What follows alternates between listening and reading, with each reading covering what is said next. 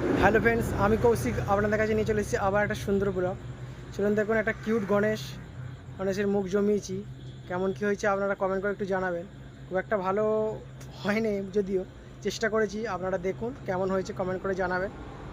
চলুন দেখুন, এখনও পরিষ্কার হয়নি, আপনাদেরকে দেখাচ্ছি।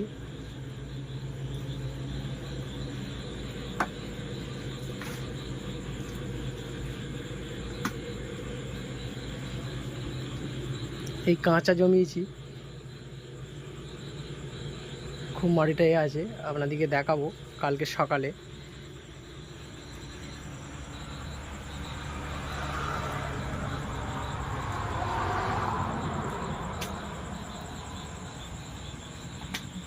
খুব আলোর জন্য ডিস্টার্ব হচ্ছে।